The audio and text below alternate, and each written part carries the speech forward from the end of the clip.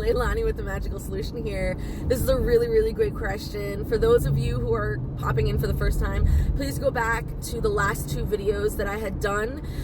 They're in regards to online Misas, sacred spaces via virtual reality, etc., etc. And 2 questions were posed by this commenter that were similar in nature, and the question is, who is responsible for keeping a Misa safe?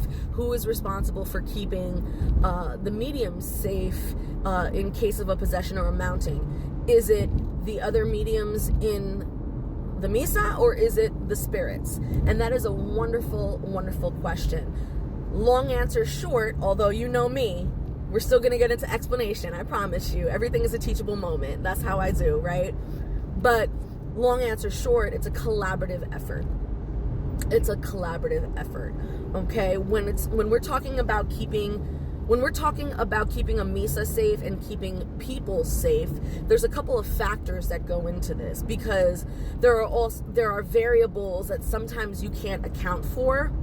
And it's important to have certain things in place in case those variables pop up, all right? That's a whole other conversation. Don't worry about that piece. But essentially, you are looking to not only cleanse the space, but you're there to cleanse, the people, right?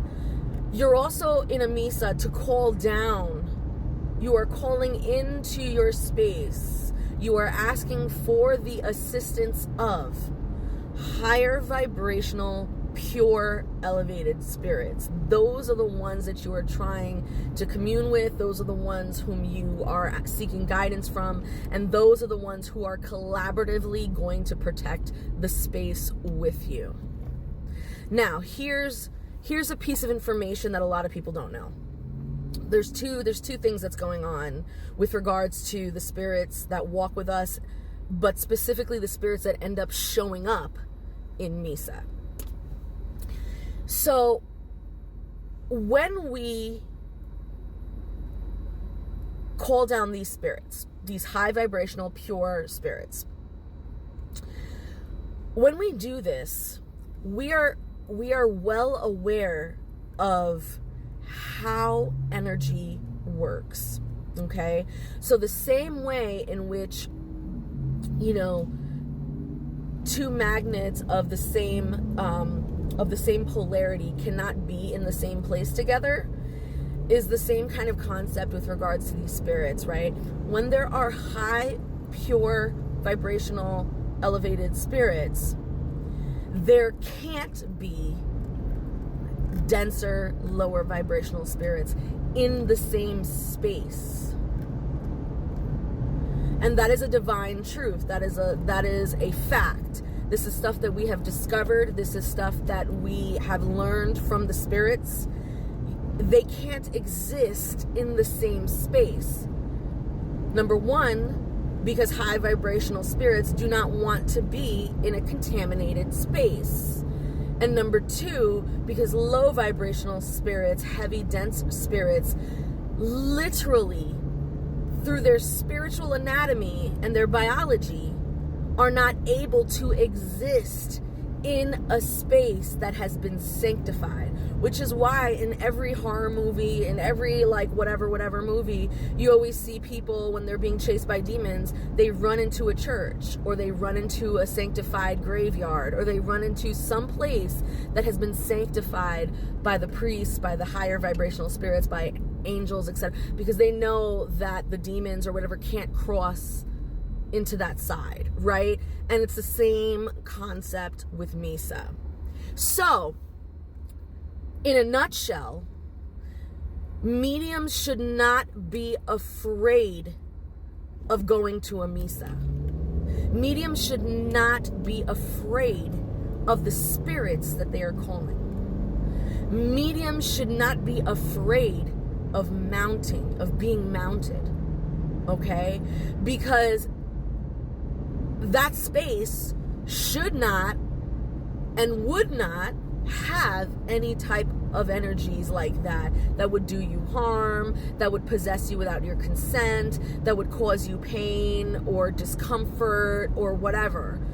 When you walk away from a Misa, a real good Misa with absolute pure spirits, no matter what happens in that Misa, no matter how much activity occurs in that Misa, you will not walk away feeling exhausted, feeling, in pain, having your joints swelled up, not being able to walk for a couple of days. Like, all these aches and pains and stuff that you're feeling after you leave a Misa, or if you have bad dreams after you leave a Misa, or if all of a sudden you're having bad luck after you leave a Misa, all of that are signs that the space was not sanctified, the space was not safe, and there were things that came through that no one recognized or identified.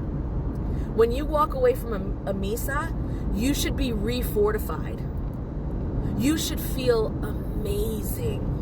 You should feel like the next day you can take over the world. Now, granted, Misas go on for a long time. They utilize a lot of energy.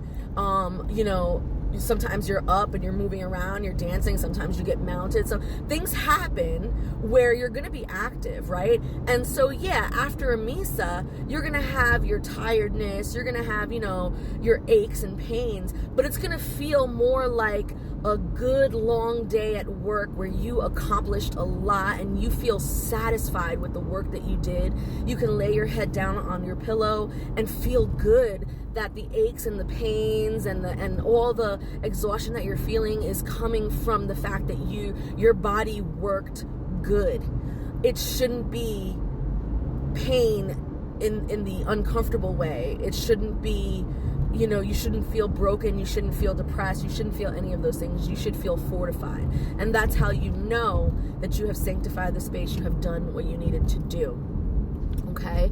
Now, the second question, right, with regards to someone getting mounted, how do you keep them safe, right? So I've said this before on numerous occasions, but the espiritismo that we practice, at least the ones that I practice or the ones that I actively participate in with my community, are going to be the types of espiritismo that really don't rely heavily on mounting. So again, like I have mentioned in previous posts, espiritismo throughout its movement throughout the world and when it reached the diaspora, etc., whenever it reached a culture or a group of people whose religions of that area include mounting, then most likely the espiritismo that is going to get absorbed into that area will also include mounting, right? But not all espiritismo, not all spiritism includes mounting. That was never part of the original corpus.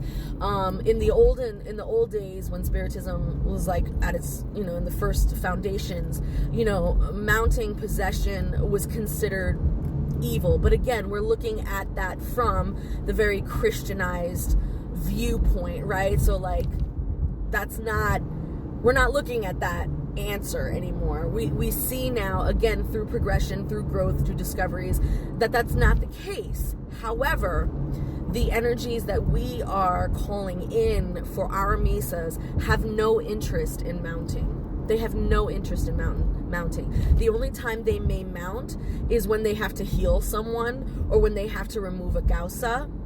But just to mount to give messages, or just to mount, to give blessings and things like that, it's not really necessary, because they can just communicate those things through the medium. And that's kind of the point.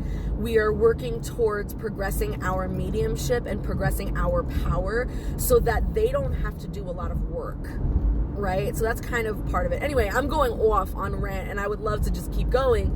So hopefully this answered your question. Thank you so much for asking this question. It's a really, really good one. I love you, and I will see you at my next Misa, mamita. And yeah, this is how we grow. I'm Leilani, and this is The Magical Solution. Bye.